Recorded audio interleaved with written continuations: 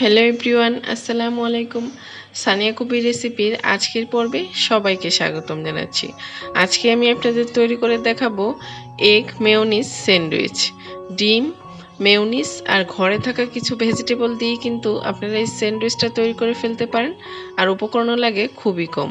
আর এই স্যান্ডউইচটা খুবই হেলদি, চাইলে বাচ্চাদের টিফিনেও ঝটপট তৈরি করে ফেলতে পারেন। তাহলে চলুন দেখে নিই কীভাবে এগ মেয়োনিজ স্যান্ডউইচ তৈরি করতে হবে।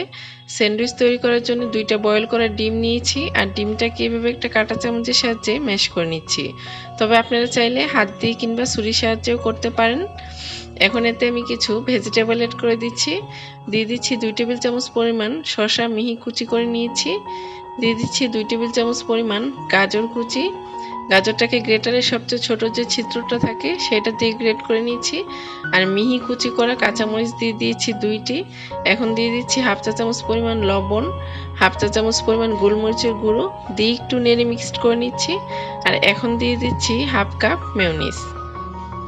মেয়োনিজটা দিয়ে সবকিছু নেড়ে খুব ভালোভাবে মিশিয়ে নিতে হবে। এখন আমি এতে অ্যাড করে দিচ্ছি 1 চা চামচ পরিমাণ চিনি।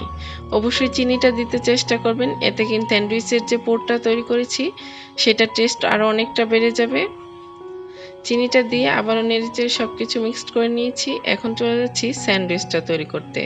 স্যান্ডউইচ তৈরি করার জন্য আমি এখানে নিয়েছি পাউরুটি।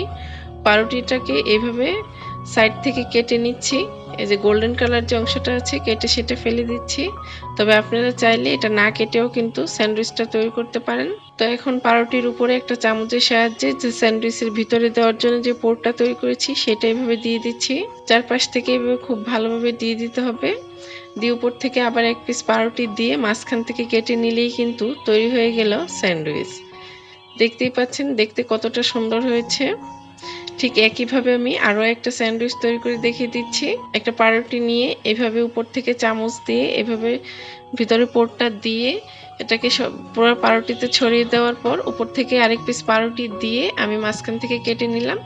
ব্যাস, এই তো তৈরি হয়ে গেল আমার আজকের স্যান্ডউইচ।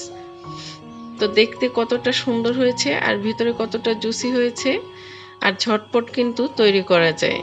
তাহলে সহজ রেসিপিতে কেমন লেগেছে এগ স্যান্ডউইচের রেসিপিটা অবশ্যই কমেন্টস করে জানাবেন। আর যারা এখনও আমার চ্যানেলটি সাবস্ক্রাইব করেননি, চ্যানেলটা সাবস্ক্রাইব করে পাশে থাকা বেল আইকনটি প্রেস করবেন। এতে যখনই আমি কোনো ভিডিও আপলোড করব সাথে সাথে কিন্তু নোটিফিকেশন পেয়ে যাবেন। তাহলে আজকে এখানেই শেষ করছি। সবাই ভালো থাকবেন, সুস্থ থাকবেন। আল্লাহ হাফেজ।